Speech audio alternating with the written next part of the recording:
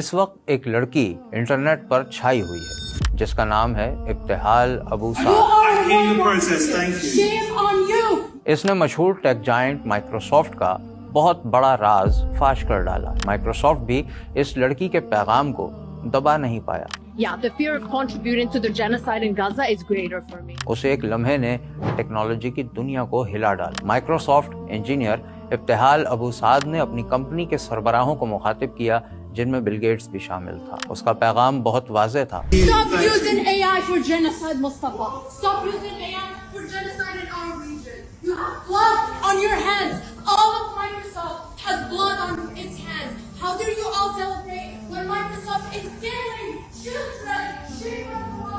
نسل کشی کے لیے اے آئی کا استعمال بند کرو۔ اب سمجھیں کہ ہوا کیا تھا اور مائکروسافٹ کا کردار کہاں تک جاتا ہے۔ آئیے اسے سمجھتے ہیں۔ مائکروسافٹ کی 50ویں سالگرہ کی تقریب کے دوران ابتہال ابو سعد نے اے آئی کے سی ای او مصطفیٰ سلیمان کو تقریر کے دوران ٹوک دیا اور اس کے ساتھ ساتھ کمپنی کو واضح طور پر فلسطین کی جنگ سے منافع کمانے میں شریک قرار دیا۔ سیکیورٹی نے اس لڑکی کو دھکیل کر اس ہال سے تو باہر نکال دیا، لیکن بات یہاں ختم نہیں ہوئی۔ ابتہال نے پوری کمپنی کو ای میل بھیجی اور مسلم نسل کشی میں مدد فراہم کرنے کی وجہ سے مائکروسافٹ پر پھٹ پڑی۔ اس نے بتایا کہ اسرائیلی افواج نے مائکروسافٹ اور اس کی بنائی ہوئی اے آئی ٹیکنالوجی کا استعمال انٹیلیجنس کے لیے کیا۔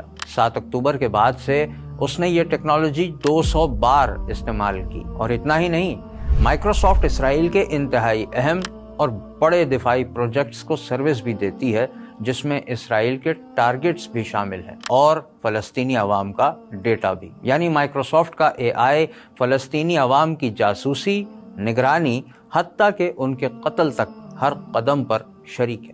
ان ٹارگٹس میں عام آبادی، صحافی، ڈاکٹرز اور طبی عملہ شامل ہے۔ ابتہال اور کئی دوسری رپورٹس کے مطابق مائکروسافٹ کا اسرائیلی ڈیفنس منسٹری کے ساتھ $133 ملین کا معاہدہ بھی ہوا ہے۔ ابتہال کا لکھا ہوا کوڈ جو اس نے آسانیاں پیدا کرنے کے لیے بنایا تھا، اب مبینہ طور پر فون کالز کو ٹریس کرنے کے لیے استعمال کیا جا رہا ہے، جس سے اسرائیلی فوج حملے کے لیے نشانے تلاش کرتی ہے۔ ذرا سوچ کر دیکھیں کہ مائکروسافٹ اب صرف سافٹ ویئر نہیں بنا رہی ہے بلکہ جنگ کو ایندھن فراہم کر رہی ہے اور اس سے منافع کما رہی ہے۔ اور جب ابتہال یا دوسرے مسلمان ملازمین آواز اٹھانے کی کوشش کرتے ہیں تو ان کی آواز کو دبایا جاتا ہے، انہیں ڈرایا جاتا ہے، بلکہ ملازمت سے نکال دیا جاتا ہے۔ ابتہال اس وقت سب سے بڑی آواز بن چکی ہے جس نے یہ بتایا کہ ٹیکنالوجی کی یہ بڑی کمپنی کس طرح نسل کشی میں مددگار بنی ہوئی ہے